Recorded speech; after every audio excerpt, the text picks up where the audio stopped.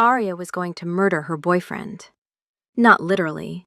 She didn't have the upper body strength, and she'd seen enough true crime to know the girlfriend was always the second suspect. And she was not spending her 30s in a correctional facility because Mark Renshaw couldn't read a clock. She had, however, spent the last 45 minutes composing increasingly detailed revenge fantasies while pretending to proofread the Tanaka merger deck. And she was currently on a scenario involving Mark, a catapult, and the East River. Her phone buzzed. A text. "Running late, babe. 20 minutes tops." That had been sent 37 minutes ago. She knew because she'd checked. Twice. 3 times. She was not checking again. She checked again. 38 minutes. She set the phone face down on her desk and went back to the deck. Page 47. Operating margins. She could do this in her sleep, and frequently did. Last Tuesday, she'd woken up at 3 a.m. having dreamed an entire pivot table, which was either a sign of professional excellence or a cry for help. The 99th floor was silent. Not quiet, silent. The kind of silence that had weight and texture and made her own heartbeat feel intrusive. She'd gotten used to it.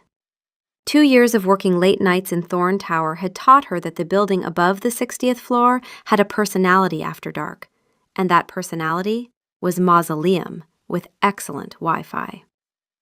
She should have left at 10. She would have left at 10, except the Tanaka team in Tokyo had sent revisions at 9:47 p.m., and Arya was physically incapable of leaving a deck unfinished.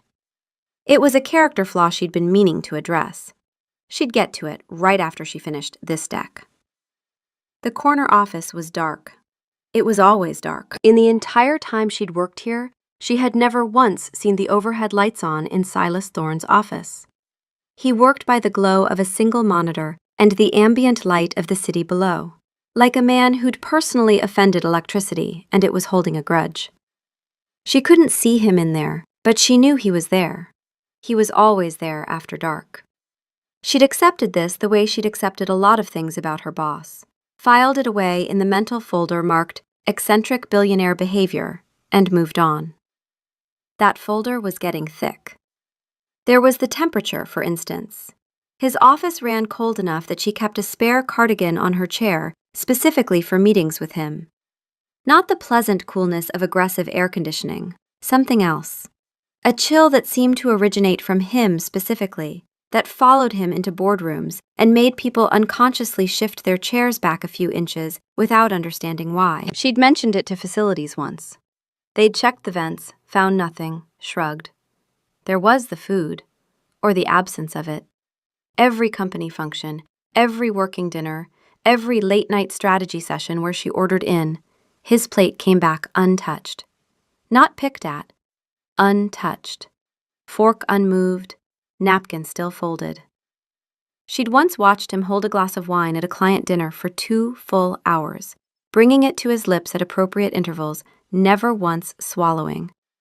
She knew this because she'd been watching, and she was watching because, well, she'd told herself it was professional attentiveness. There was the stillness. Normal people shifted, fidgeted, breathed in visible ways.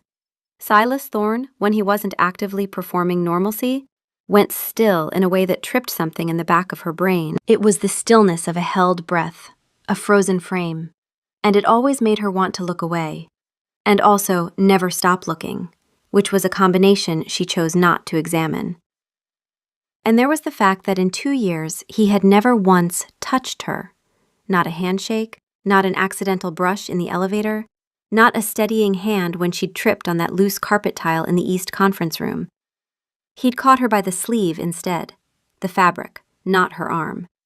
She'd thought about that more than was reasonable. The eccentric billionaire folder was thick. She was not, at this time, opening it further. Mark walked in smelling like a bar, not a good bar. The kind with a television showing sports and a bathroom situation you didn't want to think about. His tie was loosened, his collar was rumpled, and there was a smudge at the corner of his mouth that was either ketchup or lipstick. Arya looked at it, made a decision, filed it. There she is, My little workaholic. You're an hour and 15 minutes late. Traffic? You live 6 blocks away. Foot traffic. He grinned the grin that had worked on her 8 months ago at a networking mixer, back when she'd mistaken confidence for competence. He leaned against her desk, hip displacing the Tanaka file she'd sorted by section. She watched her careful arrangement slide and felt something in her jaw tighten. Mark, I need to finish this. Finish what? It's 1 a.m, babe. No one cares about whatever this is. The board cares about this. I care about this. Right, because you're married to your job.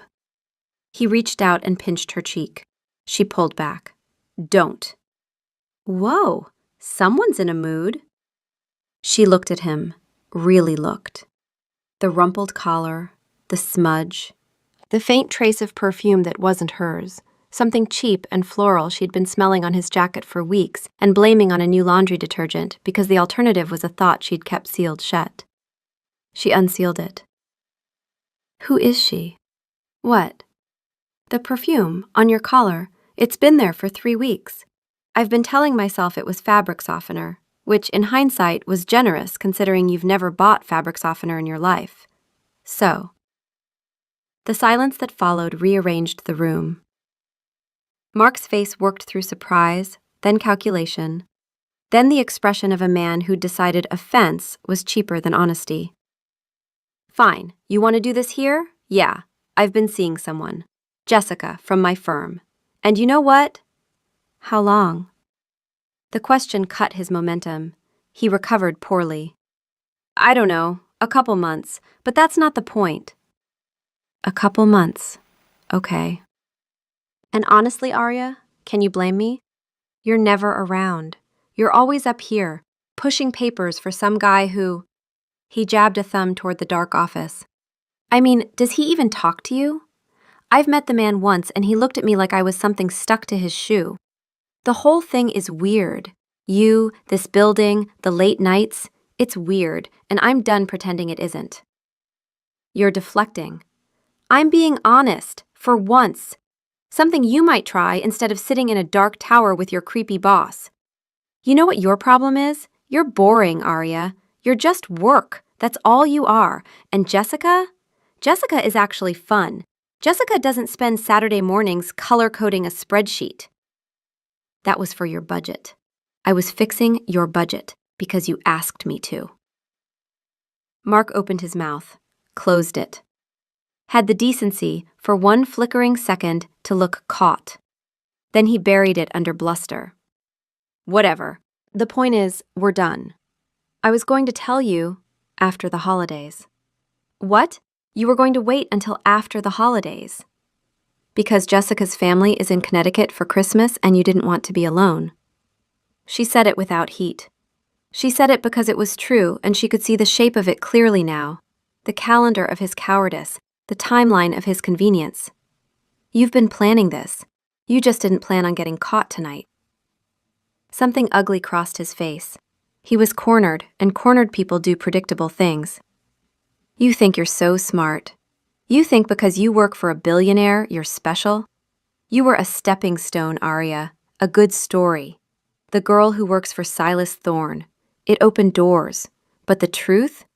You are the most boring person I have ever. The lights went out. Not dimmed, not flickered. Out. The overhead fluorescence died without warning, plunging the floor into sudden, total darkness. And then, just as quickly, the city light flooding through the windows caught the space in a cold blue wash, turning everything to shadow and geometry. The air temperature dropped so fast Arya could see her own breath. Mark stopped mid-sentence. His mouth hung open, the cruelty suspended, forgotten. What the? A sound. A single footstep on marble, precise, unhurried, coming from the dark office. Arya's body understood before her brain did. Every hair on her arms stood up. Her heart rate, which had been elevated from anger and hurt, did something entirely different.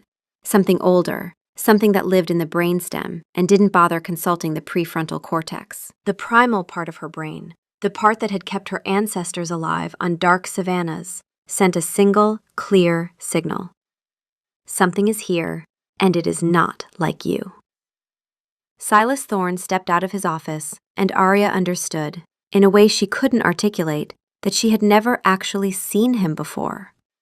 The man she knew, the distant CEO, the terse voice on a quarterly call, the figure in a bespoke suit who moved through boardrooms like a cold front, was a costume. She was looking at what was under it. He stood in the bruised blue light from the windows, and he was completely, absolutely still.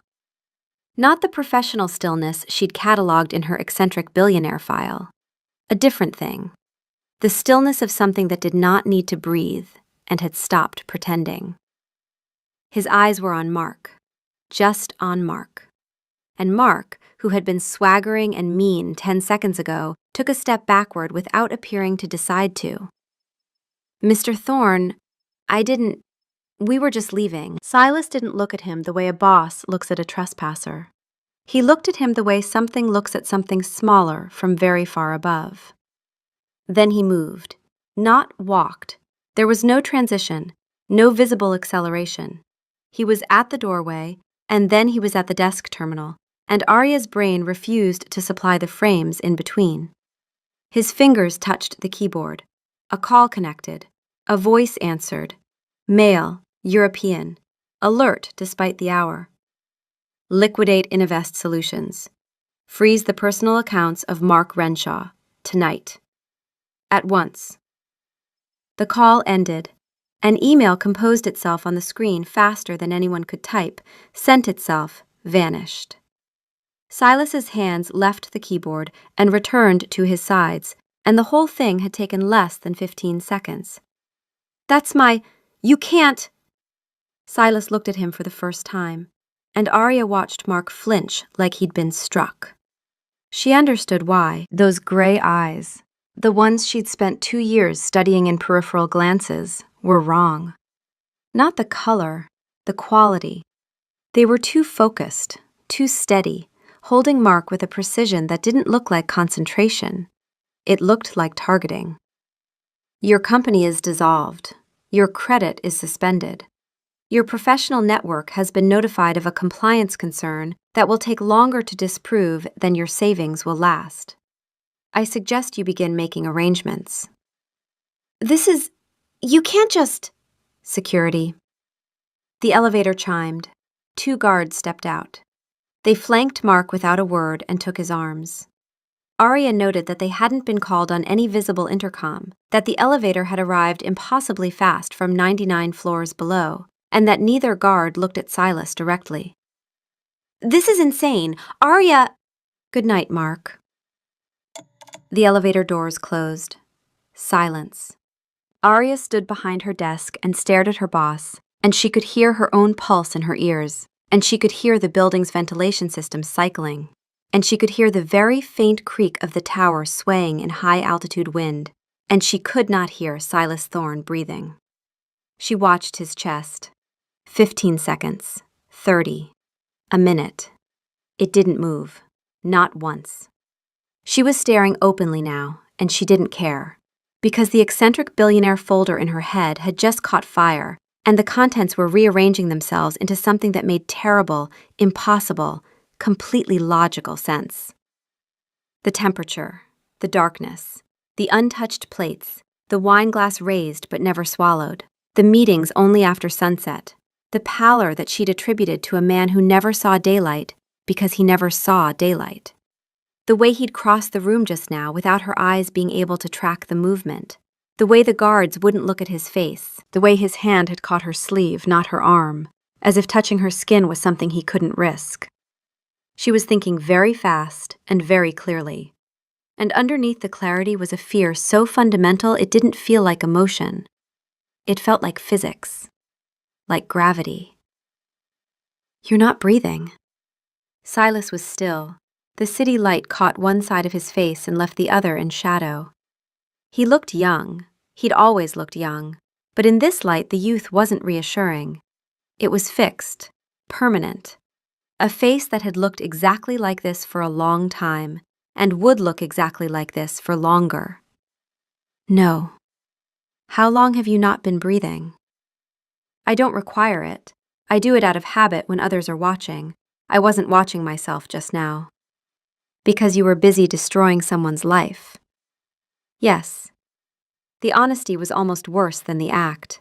No justification, no posturing, just confirmation. She gripped the edge of her desk. Her hands were shaking, and she needed them to stop. Why? Why did you do that? He's a bad boyfriend. People don't get their lives erased for being bad boyfriends. Something changed in his face. The void of expression cracked, briefly, and what was underneath was not what she expected. Not anger, not possessiveness. Something that looked terribly like pain. He was cruel to you, in the place where you have built something real, where you have been excellent every day while he has been nothing. His voice was low and rough, and it cost him something to say it. She could see the cost in the way his hands, hanging at his sides, were rigid, controlled, holding something back. I have tolerated his inadequacy, his lateness, his inability to see what he had. But I will not tolerate that. Not here. That's not a normal response. No, a normal boss would have pretended he didn't hear. I hear everything, Arya. He said it simply, like a fact of architecture. Every conversation at your desk, every phone call, the change in your keystrokes when you're frustrated. I hear it because... He stopped, restarted. I hear it. She noted the unfinished sentence, filed it. The lights.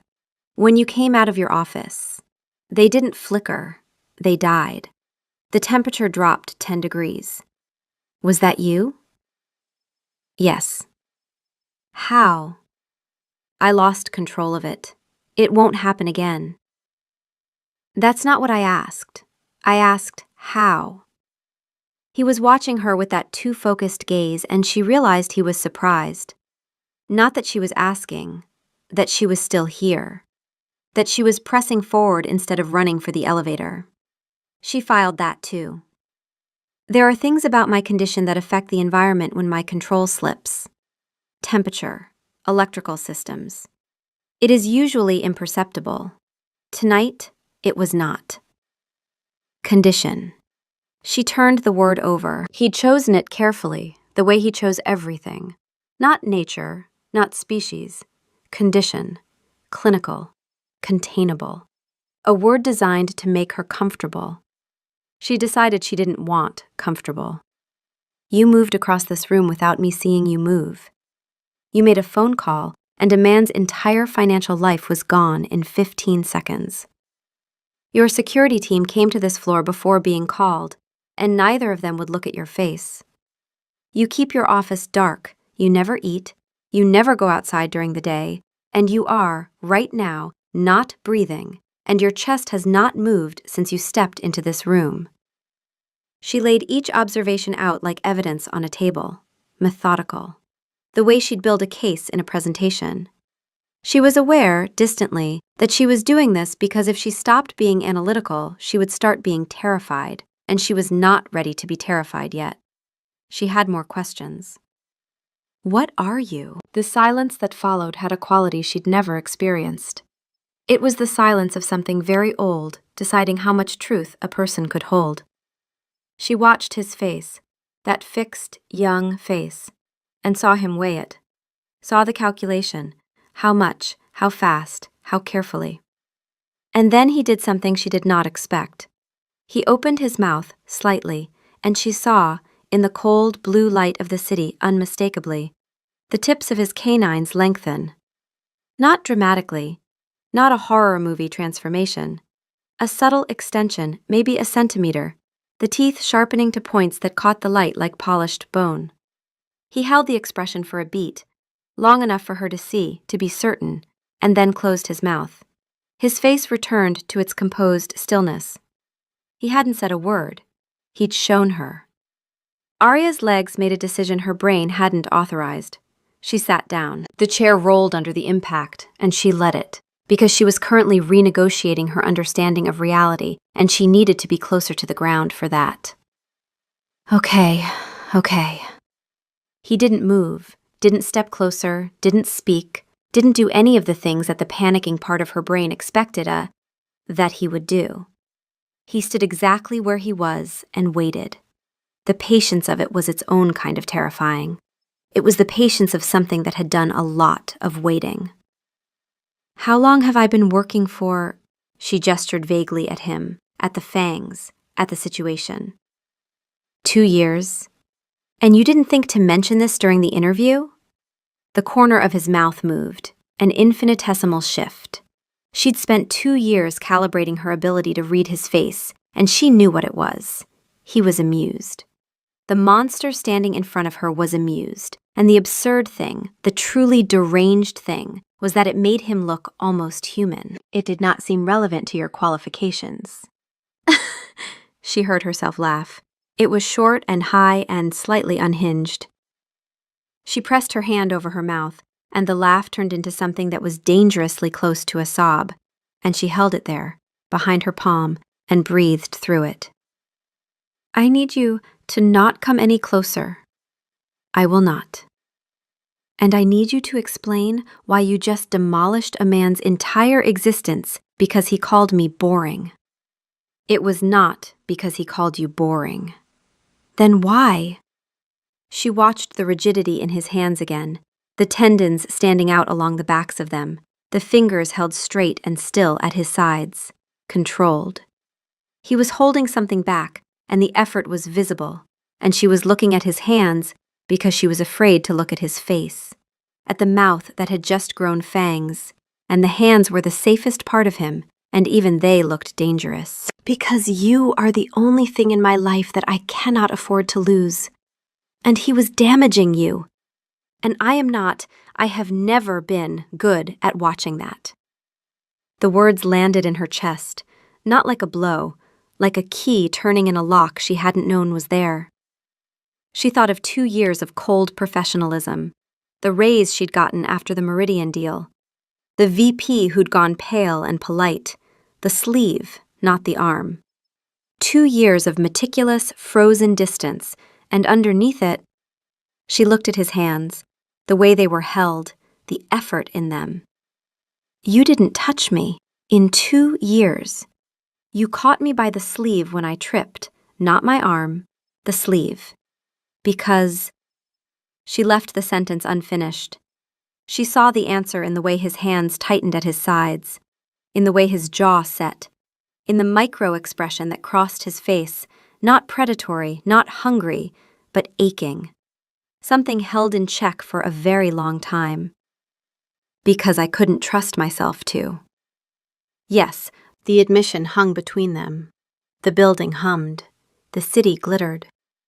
The first faint suggestion of dawn was creeping along the eastern horizon, turning the sky from black to the deep blue that comes just before color.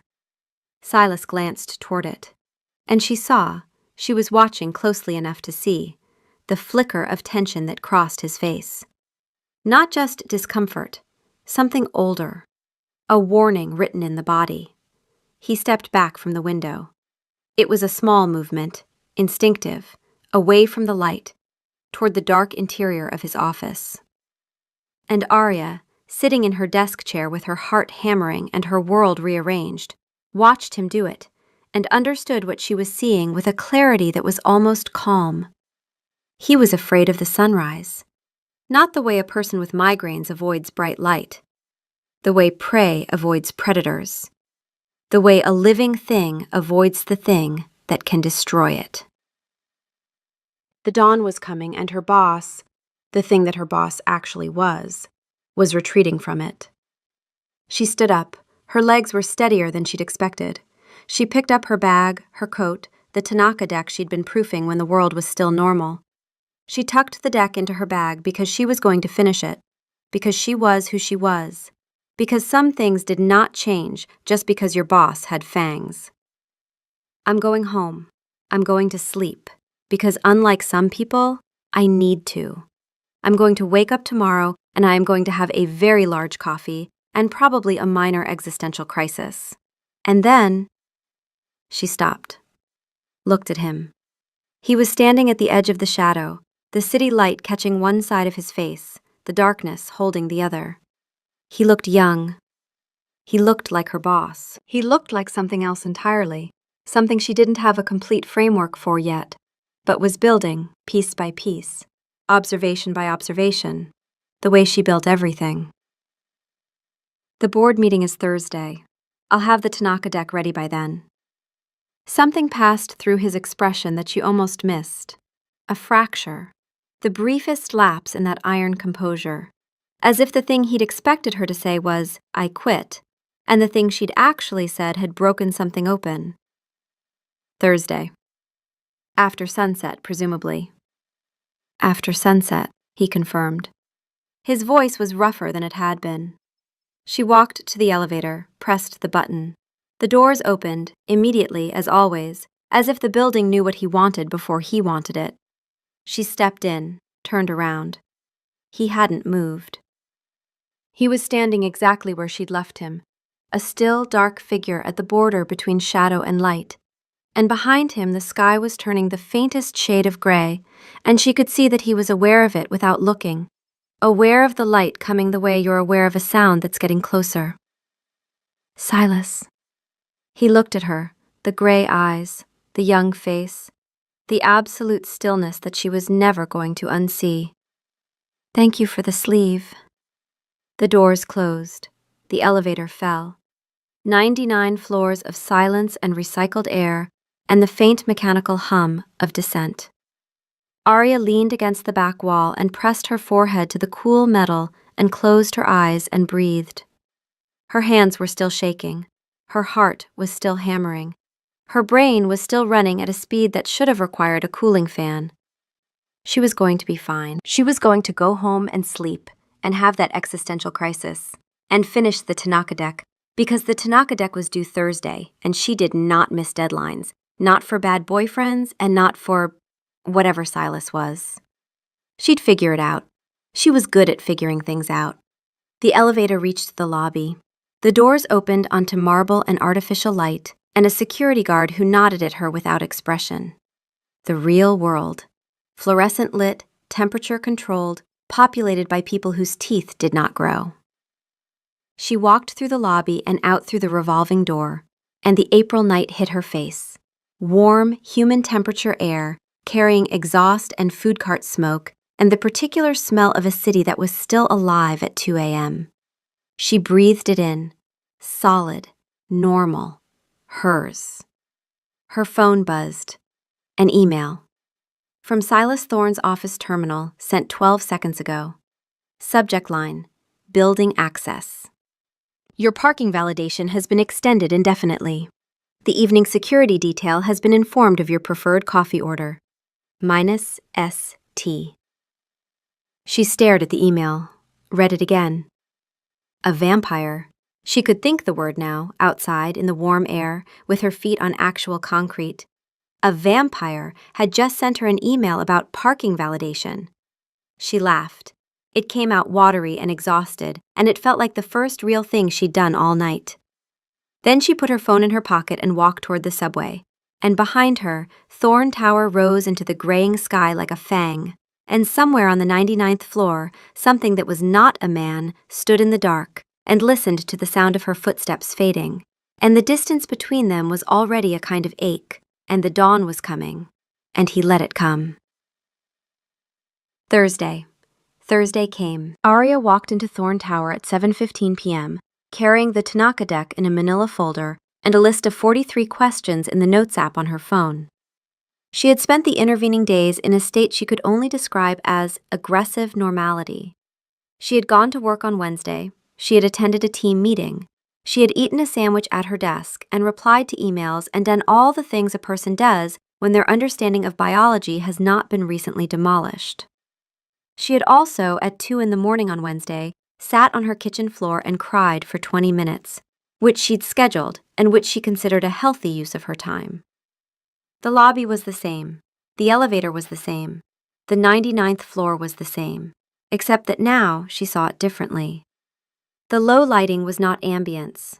The after-hours schedule was not preference. The temperature was not an HVAC issue. Everything she had categorized as eccentric was, in fact, survival. She was walking into the habitat of a predator, and she was carrying a merger deck and a list of questions. Because she was Arya, and that was how she processed things. He was at his desk. The office was dark, as always. He didn't look up when she entered, which was so perfectly normal that she almost laughed. The Tanaka deck, revised. The Tokyo team accepted the margin adjustments. He looked at the folder, then at her. The gray eyes did the thing she now understood was not coldness, but restraint. A held-back intensity that she could feel like barometric pressure. Thank you. You're welcome. She sat down in the chair across from his desk, the one she'd sat in 1,000 times for 1,000 meetings. She crossed her legs. She unlocked her phone. I have 43 questions. Something shifted in his expression. 43? I had more. I edited for redundancy. She scrolled to the top of her list. Question 1. Can you die? Yes. Sunlight, fire, decapitation. A particular kind of wood through the heart, although the specifics depend on regional folklore and I've never tested it personally.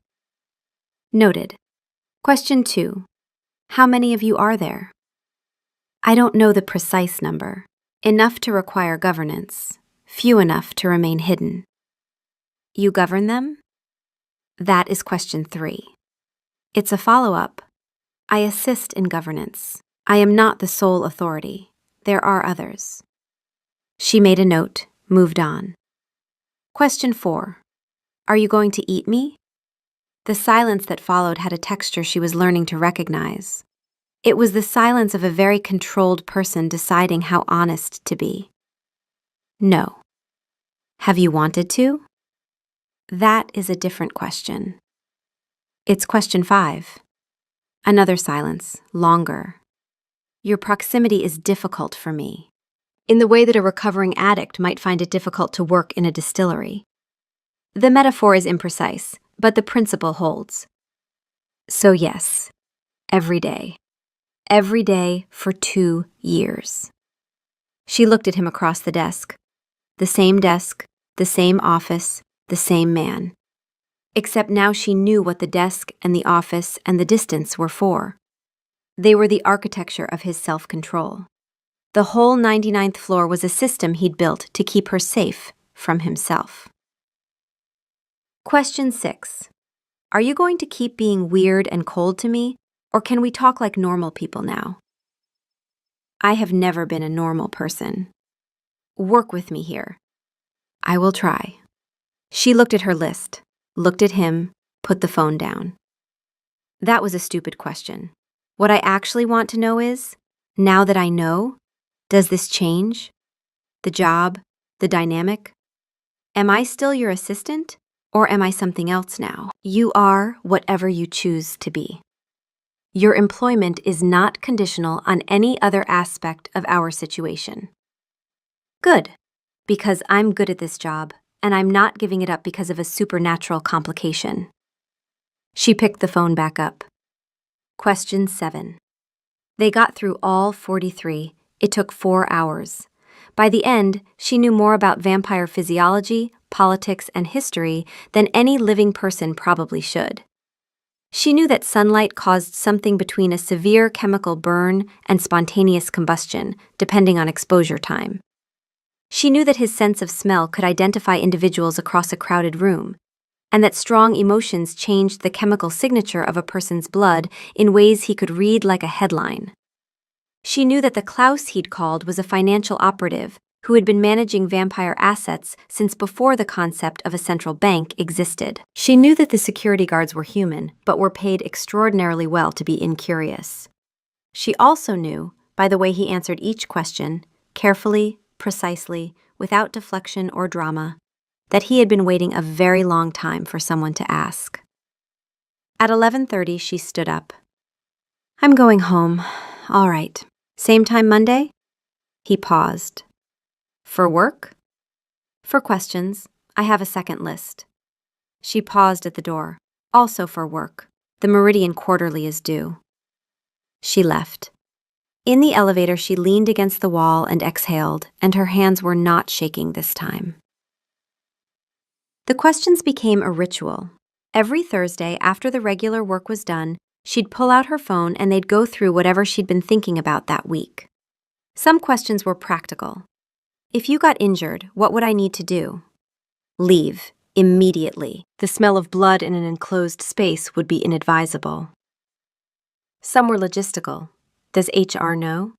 HR knows I have unusual requirements. They do not know the nature of those requirements. I pay them well enough not to ask.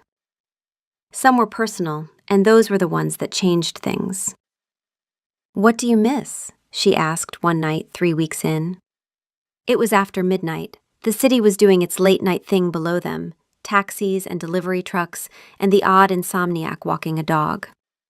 She'd kicked off her shoes at some point and was sitting cross-legged in the chair, which she would never have done before, and the fact that she noticed this felt significant. He was quiet for a long time. Not the performative silence of a man composing an answer, the real silence of a person deciding whether to open a door. Warmth. Not temperature, the sensation, the internal feeling of being warm after exertion, or sitting by a fire, or... He stopped. I remember it the way you might remember a dream. The outline, without the detail. What else? Taste. I remember that bread was good, and that there was a particular kind of cheese. He paused again, and she saw something cross his face that she could only call wistful. I don't remember the name. I remember liking it. Silas Thorne, undone by cheese. You asked. I did. She looked at him. The light from his monitor caught the angles of his face. He looked young. She kept coming back to that. Young and still and careful. Always careful. What else do you miss? Sleep. You mentioned that. It bears repeating. Consciousness without interruption is relentless. She thought about that, about what it meant to be awake for every second of every hour of every day, with no reprieve, no dream state, no soft fade to black and gentle return. The math of it was staggering. The loneliness of it was worse. I'm sorry. Not because she could fix it, because it was true. He looked at her and the mask slipped. Not the vampire mask, the other one. The one that said he was fine, that the endless waking was manageable, that the isolation was a fact of life and not a wound. It slipped, and underneath was exhaustion so profound it looked geological. He recovered in less than a second, but she saw it, and he knew she saw it. Don't be. It is what it is. That is the least convincing thing you've ever said to me. And you once told the board that Q3 projections were satisfactory. The corner of his mouth, the fraction of a degree. She was starting to live for that fraction of a degree. The first time she touched him was an accident, week 6. She was reaching across his desk for a pen. His pens were better than hers, a fact she'd resented for 2 years. And her fingers brushed the back of his hand. The cold hit her like water. Not unpleasant exactly. Startling, like plunging your hand into a mountain stream. The shock of contact with something that operated at a fundamentally different temperature. She froze. He froze. The pen sat between them, unclaimed. Sorry. Don't. The word came out rougher than anything she'd heard from him. He cleared his throat. Don't apologize. She looked at his hand. It hadn't moved. It was exactly where it had been, flat on the desk surface, the tendons visible, the stillness absolute. But there was something different in the way he was holding it there, an effort, as if the hand wanted to move and was being prevented from doing so by the full force of his will. Did that hurt? No. Then what did it do? A very long pause. It was the first time anyone has touched me in 4 years. The sentence sat in the air between them. She turned it over. 4 years. 48 months of being untouched. No handshake, no pat on the back, no arm around the shoulder, no contact of any kind with another living being. 4 years of existing inside a body that radiated cold and inspired unconscious retreat. 4 years. Physical contact with humans is complicated for me. The warmth, the proximity, the pulse. He was being very precise, very clinical, and she could hear the effort the clinical tone was costing him. It is easier to avoid it entirely than to manage the consequences of miscalculation. And what are the consequences of miscalculation? I don't know. I have never allowed myself to find out. She looked at his hand, still flat, still rigid, still there. She reached across the desk again, slowly this time, deliberately. She placed her hand over his, palm to knuckle, warm to cold, living to whatever he was. The cold rushed up her arm. She held steady. His hand underneath hers was marble, smooth, hard, unnaturally still. And then, so gradually she almost missed it, the rigidity eased, the tendons softened, the fingers, pressed flat against the desk, curled slightly. Not to grip her hand, just to acknowledge it, the smallest possible movement toward her. He didn't look at her. He was looking at their hands. She watched his face and saw something she had no name for, an expression so raw and unguarded that she felt she was seeing something private, something he hadn't shown anyone, something she wasn't sure he'd shown himself. Is this okay? Yes, this is okay. They stayed like that for a long time. Neither of them moved. The city turned below them and the office hummed its mechanical hum, and the cold from his skin seeped into hers, and her warmth seeped into his, and the border between the two temperatures was a line she could feel shifting, meeting in the middle, finding something that was neither warm nor cold, but simply shared. She didn't leave until 1 a.m. that night. At the elevator, she turned around as she always did now. Same time Thursday? Same time Thursday. In the elevator, she looked at her hand, the one that had touched his. It was still cold, not painfully, just noticeably, as if it had been dipped in water and hadn't fully dried. She closed her fist around the sensation and held it all the way home. The relationship, and she had started calling it that privately, in the part of her brain where she kept things she wasn't ready to say out loud, developed in a way that felt less like falling and more like building, piece by piece, observation by observation, the way she built everything. He began leaving his office door open when she worked late, which was most nights now. Not as an invitation, as a removal of a barrier. The dark room was no longer a locked vault. It was just his office, with him in it, and her in the antechamber, and the open door between them was a bridge. She learned his habits. He read voraciously, history, philosophy, occasionally something she caught him reading on his tablet that looked suspiciously like contemporary fiction, which he minimized too quickly for someone with preternatural reflexes, and which she chose not to comment on because the mortification on his face was too enjoyable to ruin. He paced when he was thinking, though pacing for him was an unnervingly smooth back and forth that made him look like a screensaver. He had opinions about architecture, strong ones, and once delivered a 12-minute monologue about the structural failures of a building across the street that she hadn't asked for but found herself unable to interrupt.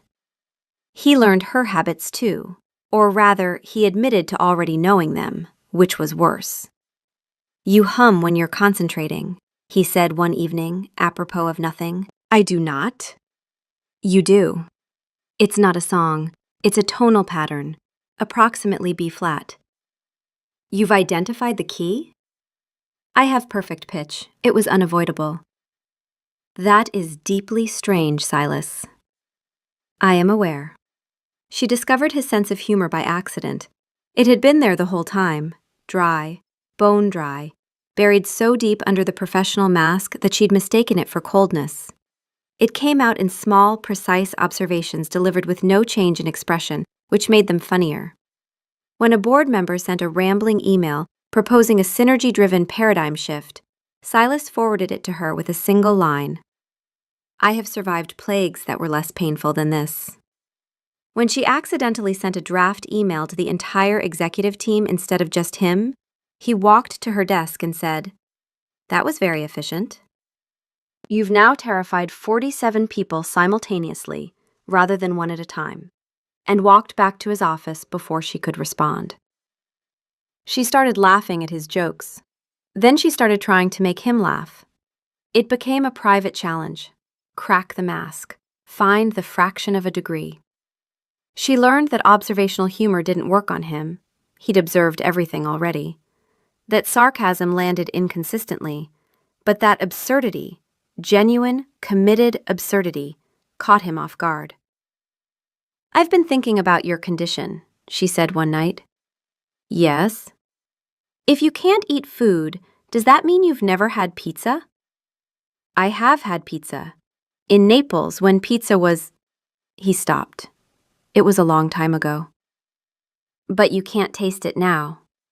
"I cannot." "Then I need you to understand something. There is a place on 9th Avenue that does a white truffle and honey pizza that would make you weep. And I mean that literally. If you could eat it, you would weep." "I don't weep." "You would for this pizza." "You are describing a baked flatbread with condiments. I doubt it would elicit condiments." He called truffle oil a condiment. "Do you hear yourself?"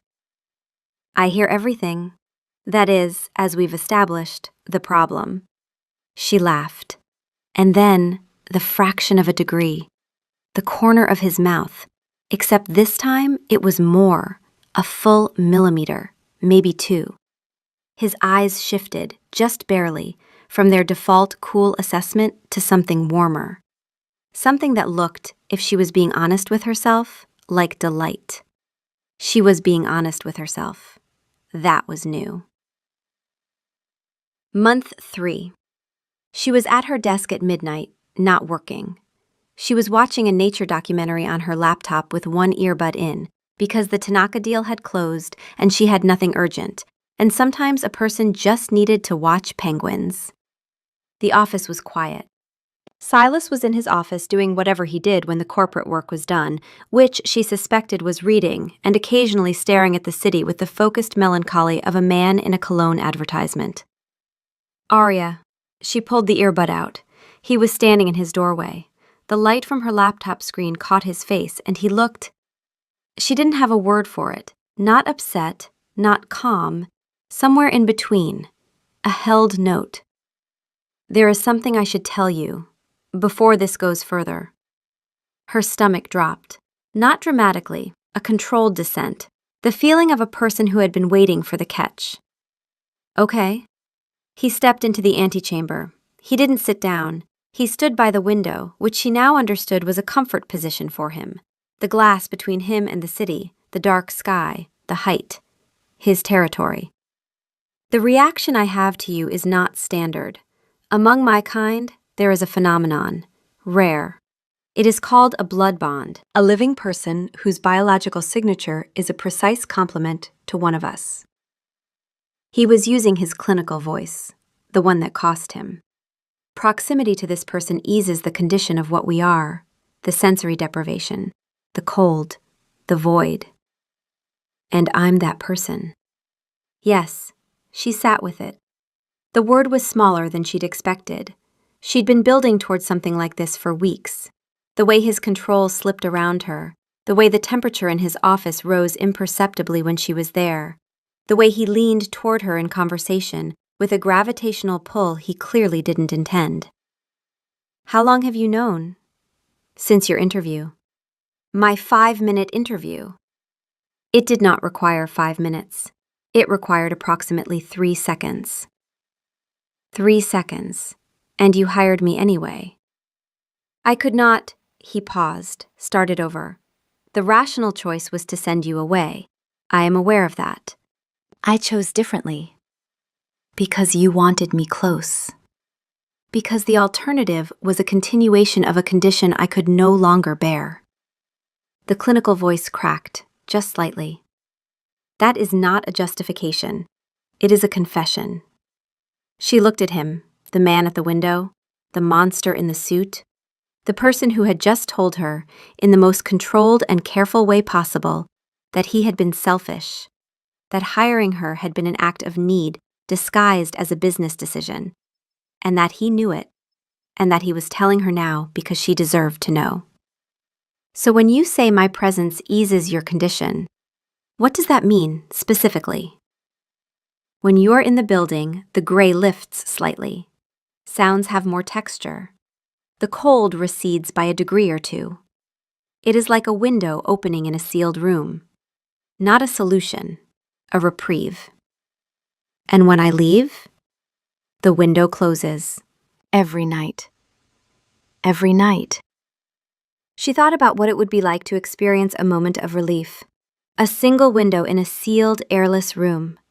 And then have it close, reliably, predictably, every single night. For 2 years. And to never once ask for it to stay open. To never once say, please don't go. You absolute idiot! He blinked. It was the first time she'd ever seen him blink reactively, without performing it. The surprise was genuine. You've been sitting in here for 2 years, experiencing the vampire equivalent of seasonal depression with a treatment plan that walks past your door every night, and you never said anything? It was not your burden to. It's not a burden. It's information. Information I could have used to, I don't know, occasionally stay an extra hour? Bring you a coffee you can't drink but that apparently smells nice? Not schedule my vacation during your worst months? You would have done that? I color-coded my ex-boyfriend's budget on the Saturday morning because he asked. Yes, Silas, I would have done that. The silence that followed was different from any silence they'd shared. It wasn't the silence of restraint or control or careful distance. It was the silence of a person recalculating, of someone who had built an entire system of isolation around the assumption that no one would choose to be near him if they knew what he was, and who was now confronting the possibility that the assumption was wrong. I don't know what to do with that. His voice was very quiet. Well, you could start by not looking like I just hit you with a car. The fraction of a degree. She'd earned it. She was keeping it. Month 4. She took his hand at the window, not an accident this time, a decision. They were standing side by side, watching a thunderstorm roll in from the west. The lightning lit the clouds from inside like something alive. She could feel his cold beside her, the familiar chill that she no longer flinched from. You know, I used to think you were just rude. I was rude. You were rude on purpose. There's a difference. The effect was the same. No, it wasn't. Rude people don't notice. You were performing rudeness as a strategy, which is actually quite considerate if you think about it in the most convoluted way possible. That is not the compliment you think it is. It's the best one you're getting tonight. She reached over and took his hand. He went still. Not the dangerous stillness, the fragile one. The stillness of a person bracing for something to end. Breathe. I don't need to breathe. Do it anyway. He took a breath, unnecessary, mechanical, and she watched his shoulders move with it. His hand in hers was cold and solid, and very carefully, very deliberately, still.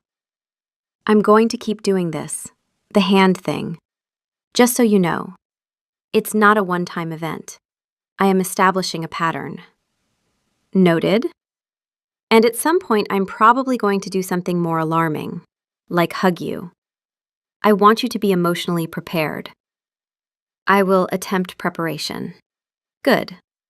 The lightning flashed. The city went white and blue for a fraction of a second.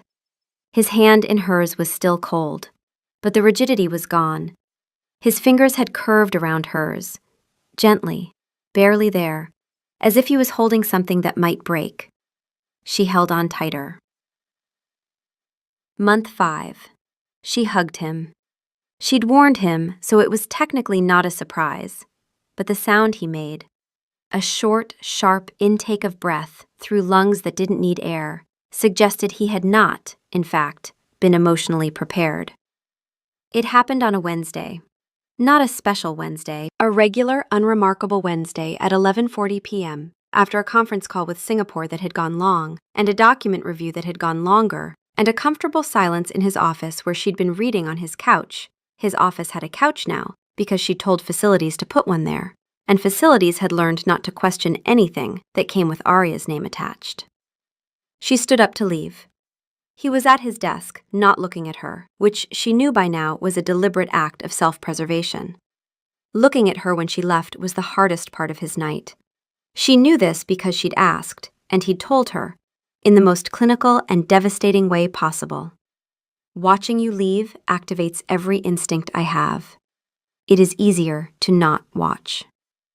So she walked around his desk instead of toward the door. He looked up, startled. She stood in front of him. He stood up because he was constitutionally incapable of sitting while she was standing, a quirk she attributed to either vampire instinct or really old-fashioned manners. She put her arms around him.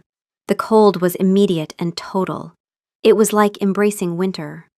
His body was hard and still, and she could feel the absence of a heartbeat against her own chest, which was hammering so loudly she was certain he could hear every frantic, embarrassing beat of it. His arms were at his sides, rigid, the familiar restraint. I'm hugging you. This is what's happening.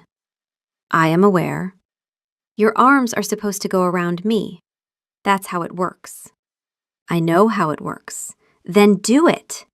A silence, a held moment. The entire building seemed to hold its breath, which was ironic because one of the two people in this embrace had never needed to. And then, slowly, with a care so deliberate it was almost painful to witness, his arms came up. They settled around her, gently, gently, as if she were made of something that could shatter. His hands rested on her back. She could feel the cold of his palms through her blouse. He exhaled. He didn't need to, but he did. The sound was small and broken, and she felt it against her hair. He lowered his head just slightly, until his forehead rested against the top of her head. The cold of his skin against her scalp was like being touched by moonlight. Neither of them moved. The city hummed. The building swayed. His hands on her back trembled. She pretended not to notice, because noticing would have meant acknowledging that the most controlled person she had ever met was shaking. And that was a level of vulnerability she needed to honor by not commenting on it. Okay. Okay. His voice was barely there, barely a voice at all. She held on. He held on. The cold and the warm met in the space between them, and the space between them was very small and getting smaller, and for the first time in 2 years, neither of them was pretending about anything. Month 6. She told him she loved him on a Tuesday because she'd learned from the pros and cons list that the most important things happen on the most unremarkable days. She said it at his desk, in the middle of a discussion about the Singapore Quarterly, in between a sentence about operating margins and a sentence about headcount projections. She said it the way she said everything that mattered, directly, clearly, without preamble. I love you. Also, the Singapore headcount is wrong. They're double-counting the contract analysts. The silence that followed was the longest she'd experienced since the night of the fangs. She watched his face and saw the mask not slip but dissolve. Not the vampire mask, and not the CEO mask, and not the I am fine mask, but all of them, simultaneously, collapsing like a building that had been quietly condemned for years and had finally been given permission to fall. Arya! And her name on his lips was nothing like it had ever been. It was not the clipped Arya of the boss, or the careful Arya of the man trying to maintain distance. It was a sound she had never heard before, raw and new and astonished, as if the word itself had surprised him by existing. You don't have to say it back. I know you feel it. Your left hand twitches every time I walk into the room. Your eyes track me before you realize they're doing it. You adjust the temperature in my office by 2 degrees every morning before I arrive, which you think I haven't noticed, and I have, for months. I don't need the words.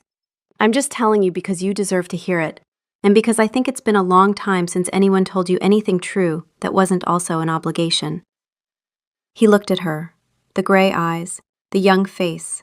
The stillness that she had learned over 6 months was not cold but careful, not absence but abundance held in check. It has been a very long time. It did not require 5 minutes. It required approximately 3 seconds. But I do love you. I have loved you since a 5-minute interview in which you told me my filing system was inefficient and needed restructuring. It did need restructuring. It did. And I loved you for saying it. He paused. I also love you for the penguins. You heard me watching the penguin documentary? I hear everything.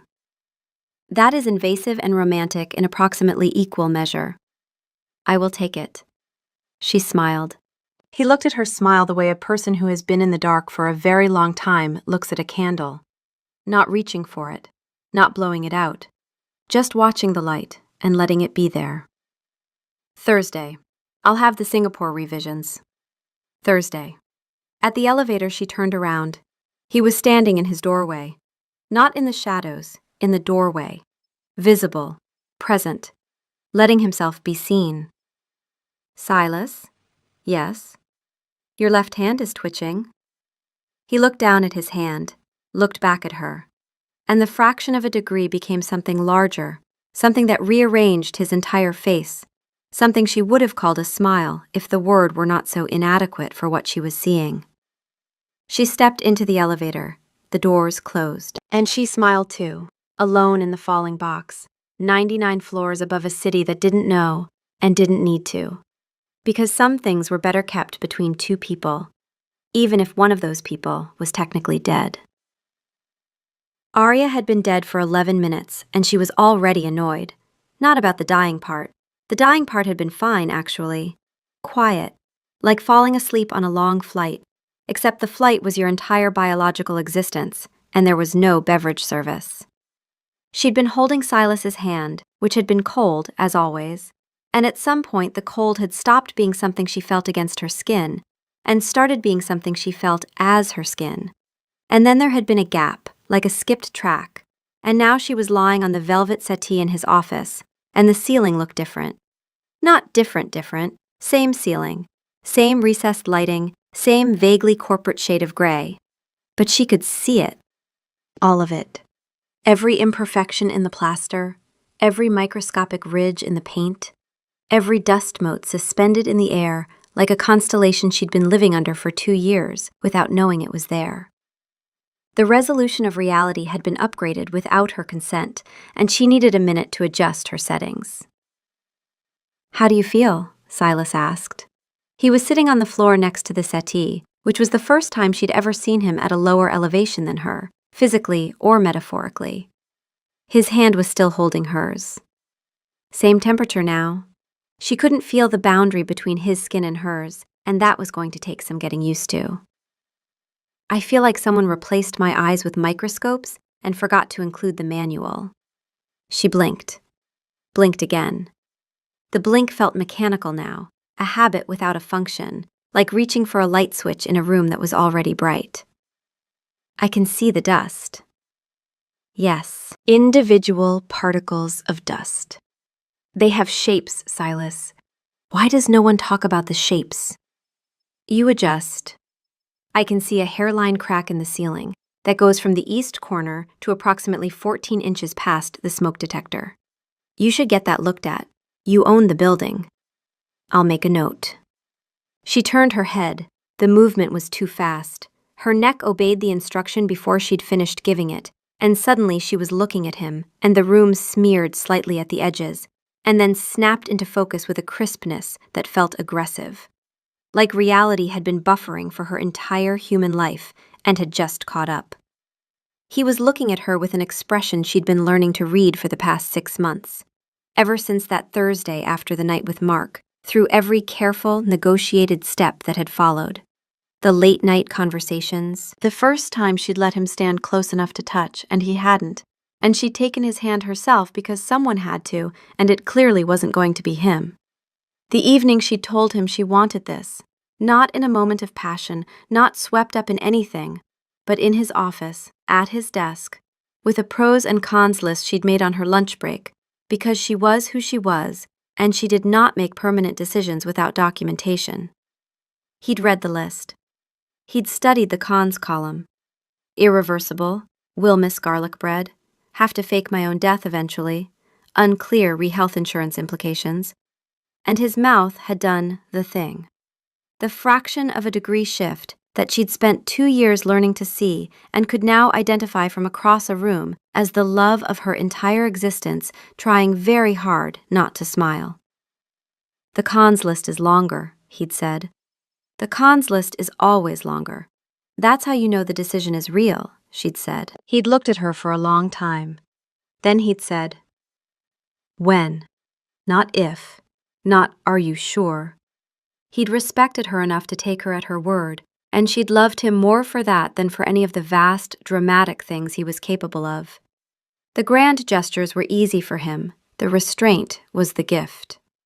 That had been 3 weeks ago. She'd spent those weeks finishing the fiscal quarter reports, selecting an appropriate out-of-office message, on extended leave, please direct inquiries to Richard, who will be thrilled, and eating her way through a curated list of foods she wanted to remember. The garlic bread had been last. She'd eaten an entire loaf while he watched from the other side of the kitchen island with an expression that was either admiration or mild horror, and she'd said with her mouth full, I'm memorizing this, and he'd said, I can see that.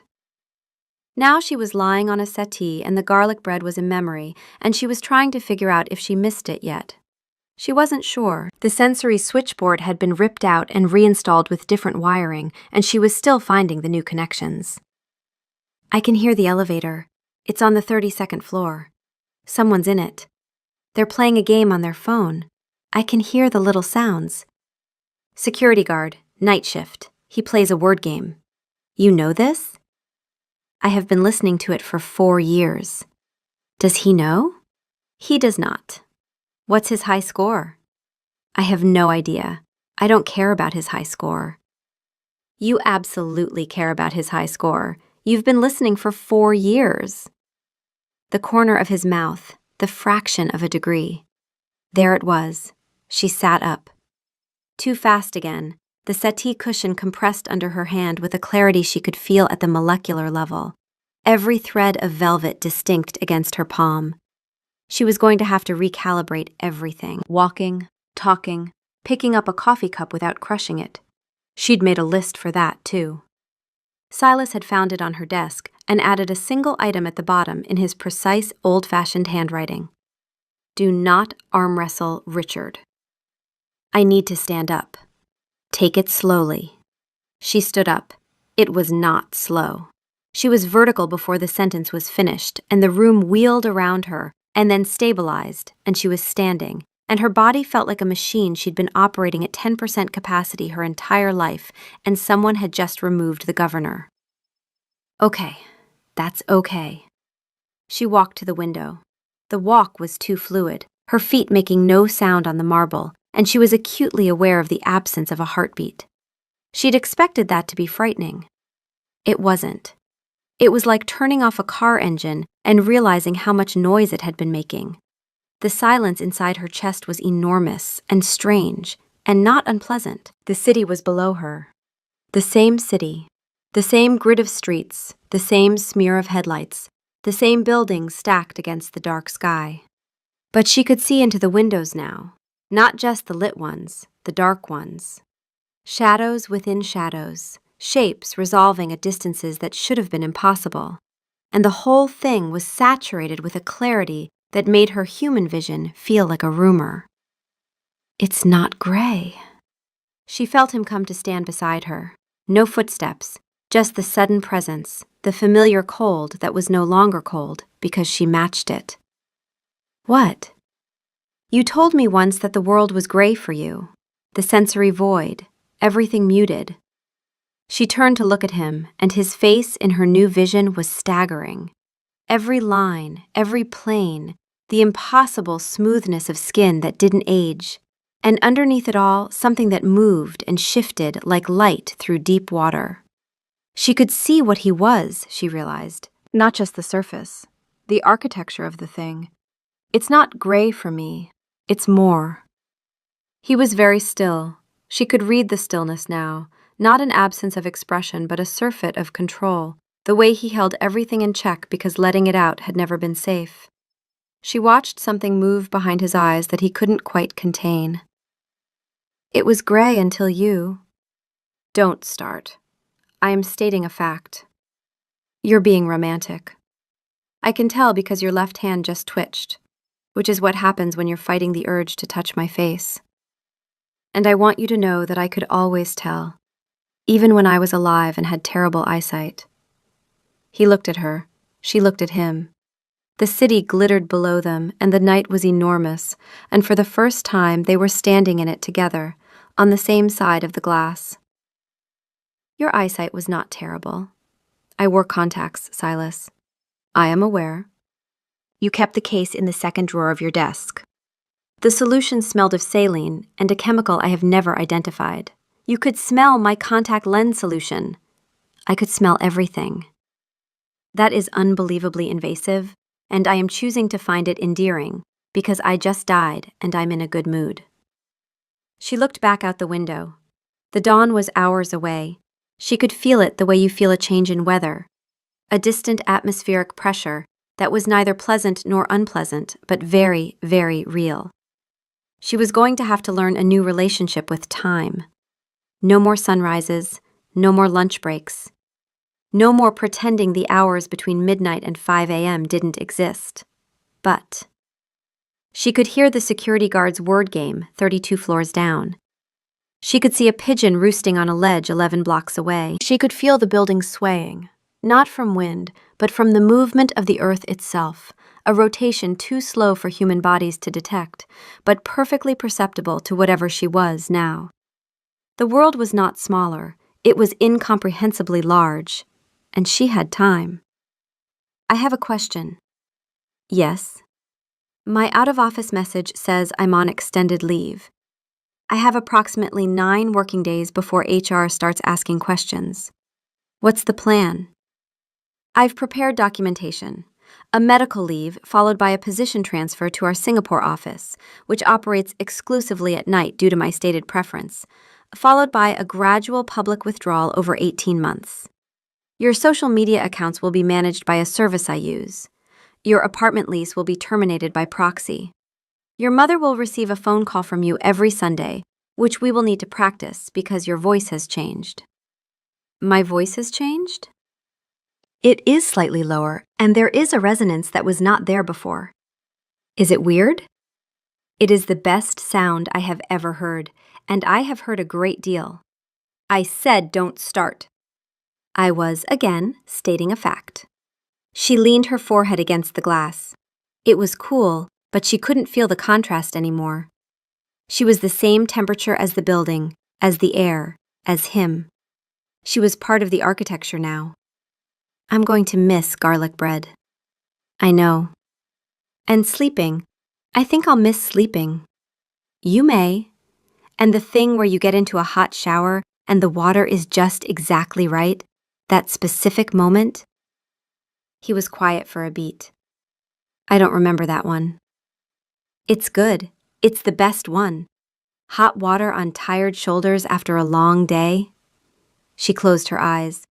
The darkness behind her eyelids was not dark. It was a field of faint, shifting patterns, electromagnetic noise, the ambient radiation of a city, things she had no names for yet. I'm going to make a list of everything I miss, and then I'm going to make a list of everything that's new. And the second list is going to be longer. How do you know? She opened her eyes and looked at him. The ancient, young, careful creature she'd chosen, with his rigid hands and his fraction of a degree smiles and his unbearable, hard-won restraint. She'd made a pros and cons list. The cons were longer.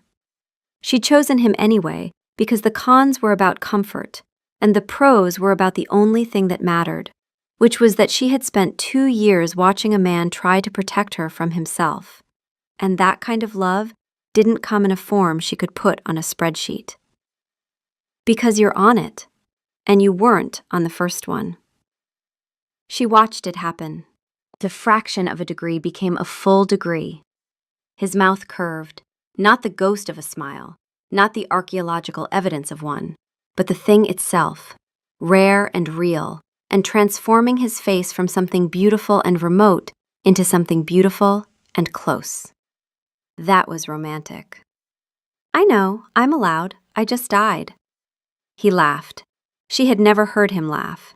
It was short and quiet, and it sounded like something that hadn't been used in a long time and was surprised to find itself still functional. She decided immediately that she would spend whatever time she had, and she had a lot of it now, making that sound happen again.